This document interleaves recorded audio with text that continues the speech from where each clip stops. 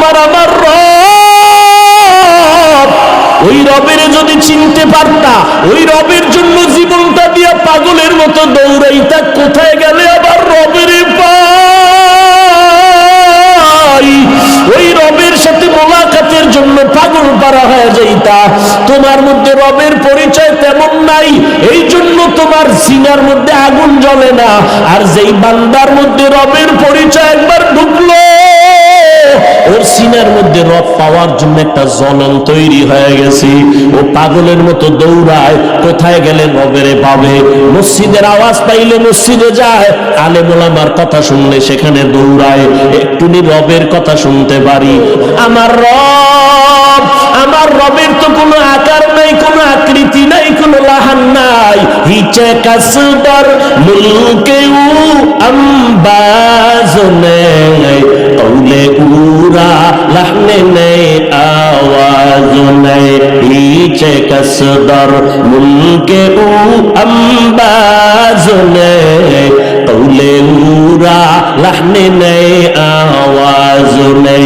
আল্লাহর কোনো লাহান নাই, কোনো আওয়াজ নাই, কোনো আকার নাই, কোনো আকৃতি নাই। তো আল্লাহরে কেমনে চিনবা? রবের সাথে মোলাকাত এই জমিনের মধ্যে হবে না।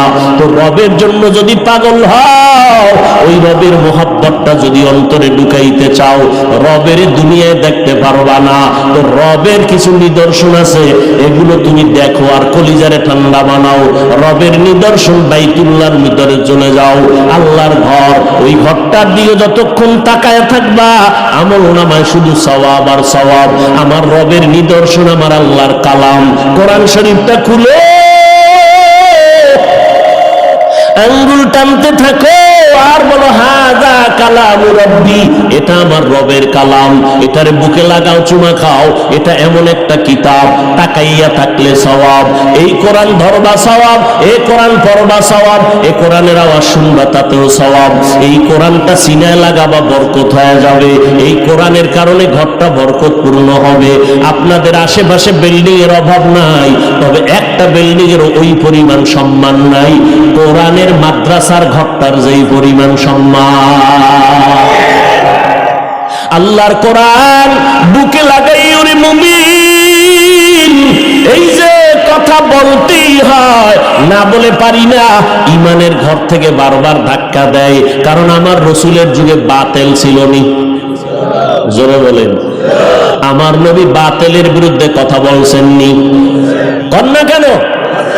অতএব বাতিলের বিরুদ্ধে কথা বলা একদিকে নবীর আদর্শ মতে সুন্নাত, অপরদিকে বাতিলের বিরুদ্ধে কথা বলা কোরআনের আইনে ফরজ। কোরআনের আইনে কি? কোন পণ্ডিত যদি কয় হাফেজ ভাই গীবত হয়ে গেল নাকি, গীবত হইলেও সওয়াব। গীবত হইলেও কি হবে? সওয়াব। দলিল লাগবে না? দলিল তোমারে কোন হুজুরে বুঝাইছে যে দলিল ছাড়া মানবা না? আউযুবিল্লাহ পারে না, ইমাম সাহেবের ভুল ধরে আছে না? নাও দলিল নাও। বিসমিল্লাহির রহমানির রহিম, ওয়াইলুল লিকুল্লি হুমাযাতিল লুমাযা আল্লাযী জামাআ মালান ওয়া আদ্দাদা। আসেনি?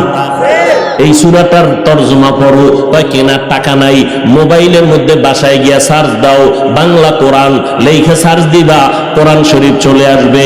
টাচ করো, ডাউনলোড করে নাও।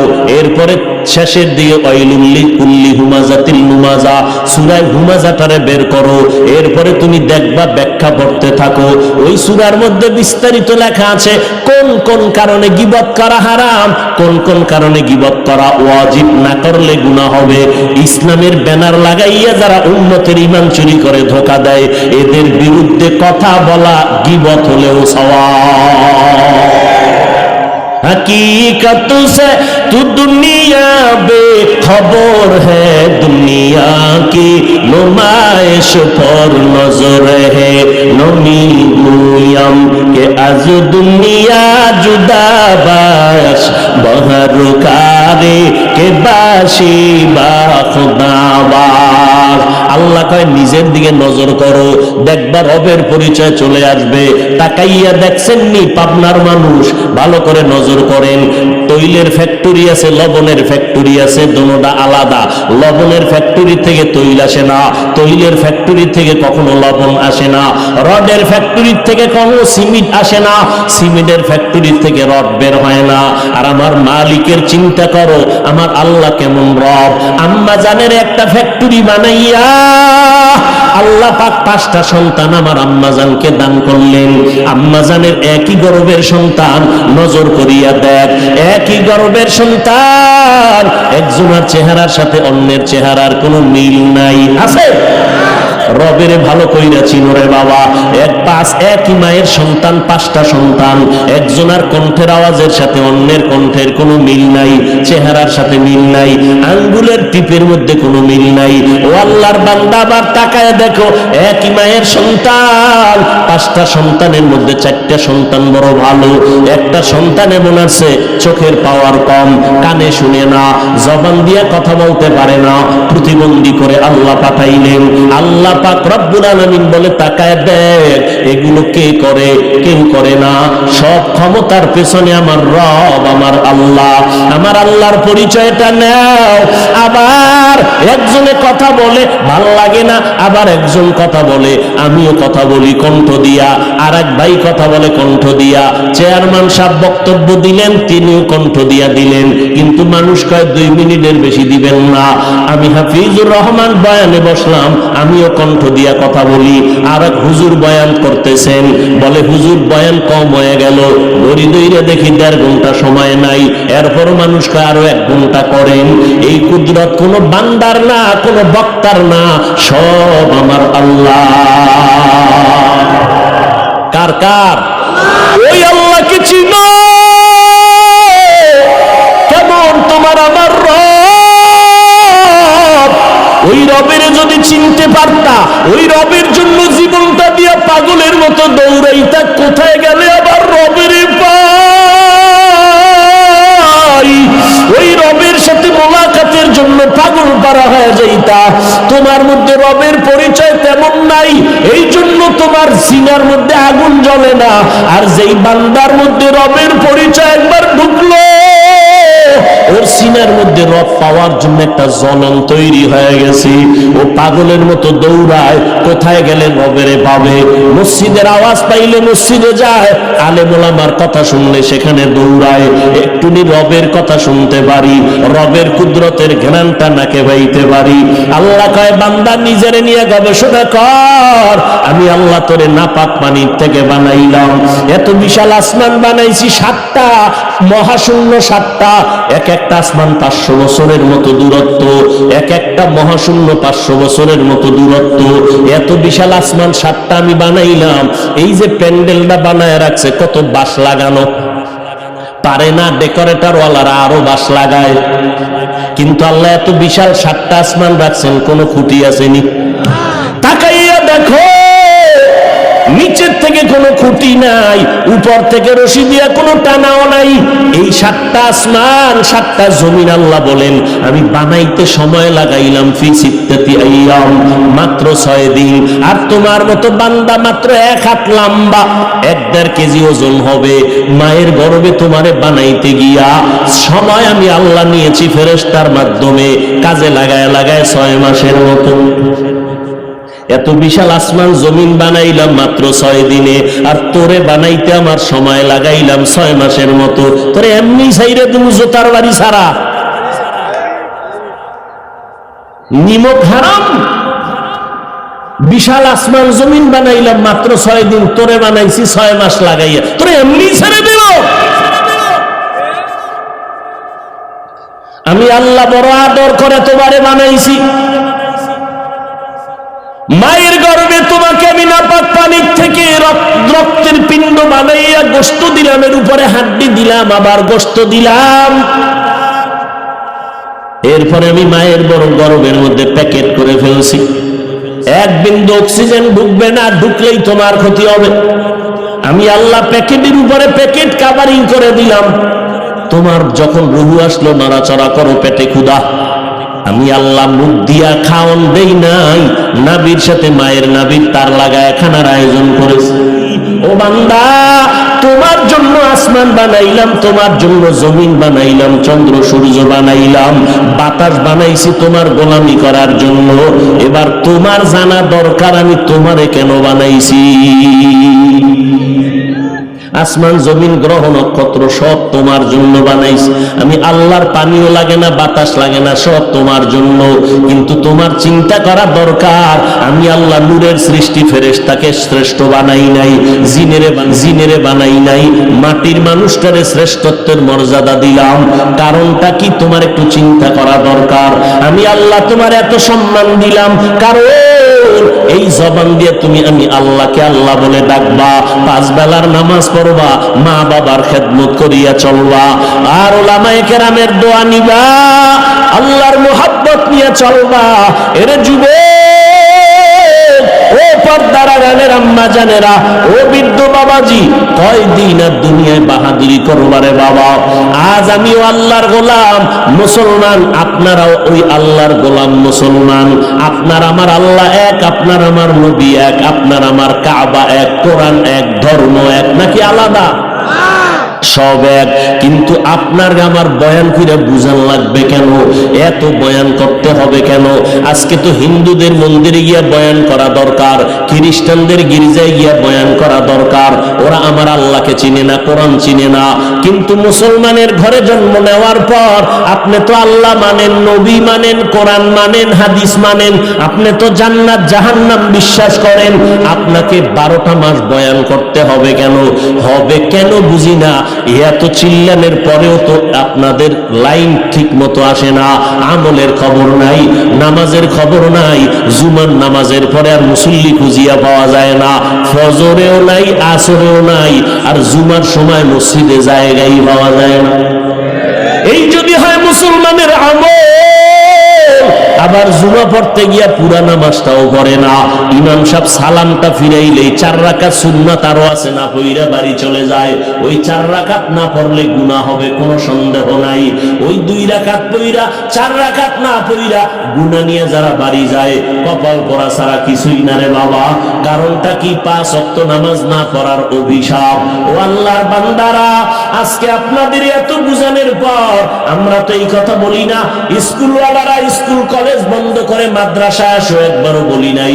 5 কুল্লি টুপি মাথায় না দিলে গুনাহ হবে, তাও বলি না। তাবলীগ না করলে জাহান্নামে যাবে, তাও বলি নাই। কওমি মাদ্রাসায় লেখাপড়া করেছি, আপনাদেরকে তো কোনো সময় বলি না।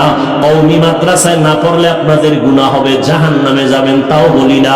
বরং স্কুলে পড়ো, কলেজে পড়ো, চাকরি করো, ব্যবসা করো, কলিজা ভরে দোয়া করি।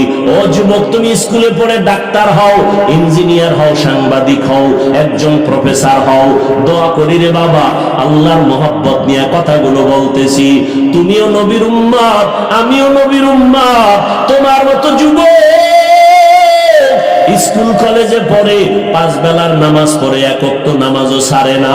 ও বাবা, তুমি একটু সাপোর্ট দাও, সত্য কথা বলো, আছে না নাই? তুমি কেন পারো না রে বাবা? মনে মনে ভাবছো হুজুরদের কথা মিথ্যা, কোরআন মিথ্যা। সাহস থাকলে দাঁড়াইয়া কোরআন শরীফের একটা ভুল পারলে এখন বের করে দাও। আমি এখনই দাড়ি কেটে ফেলবো, প্যান্ট শার্টটাই লাগাবো, রাস্তায় গিয়া নাচ গান করবো। আজ পর্যন্ত 1500 বছর হয়ে গেল, একটা ভুল কেউ বের করতে পারলো না। বরং অনেক বেঈমানেরা ভুল বের করতে গিয়া কালেমা পড়ে মুসলমান হয়ে গেল। ও যুবকেরা, মনটাকে বুঝাও। ওই রবের পরিচয় এখনো কেন পাইলা না রে বাবা? ওই রবের ভুলিয়া তুমি কই যাইতেছো? ঘুমের মধ্যে কত মানুষের মরণ হয়। আল্লাহ যদি তোমারে ঘুমের মধ্যে আজরাইল পাঠাইয়া নিয়ে যায়, তোমার কিছু করার থাকবে না। আল্লাহ তোমারে ঘুমের পরে আবার হায়াত দিলেন। আল্লাহ তোমারে বাঁচানোর জন্য বাতাসের ব্যবস্থা করলেন, পানির আয়োজন করলেন। ওই আল্লাহকে চিনো না কেন? মনেরে বুঝাইও রে বাবা, তোমার মতো যুবক জীবনে মাদ্রাসায় পড়ে নাই, জেনারেল লাইনে ভরিয়া যদি চাকরি করিয়া নামাজ পড়ে তুমি কেন পারবা না? ও যুবক বাবা, তোমার মতো বান্দা রাস্তায় গাড়ি চালায় 5 ওয়াক্ত নামাজ পড়ে তুমি কেন পারবা না? তোমার মতো বান্দা নদীর মধ্যে মাছ ধরিয়াও নামাজ ছাড়ে না, তুমি কেন পারো না? কৃষি কাজ করে নামাজ ছাড়ে না, তুমি কেন পারো না? ও বৃদ্ধ বাবাজিরা, আপনাদের মতো বুড়া মানুষ মসজিদে গিয়া 5 ওয়াক্ত নামাজ পড়ে, অভাব নাই, আপনি বুড়া হইয়া কেন বলেন আমি পারতেছি না? পর্দার আড়ালের আম্মা জানেরা, আল্লাহ এত সম্মান আপনাদের দান করেছেন, আল্লাহ পাক আপনাদের এত মর্যাদা দান করেছেন, সারাটা রাত বয়ান করলেও শেষ করা যাবে না রে মা। আপনারা নবীদের মায়ের মতো মা, সাহাবায়ে কেরামের মায়ের মতো মা। এই স্টেজে কত ছাত্র কোরআনের হাফেজ পাগড়ি দেওয়া হলো, এদের মা বাবার কলিজা কি পরিমাণ খুশি হয়ে গেল, এরা হাফেজে কোরআনের মা বাবা হয়ে গেলেন।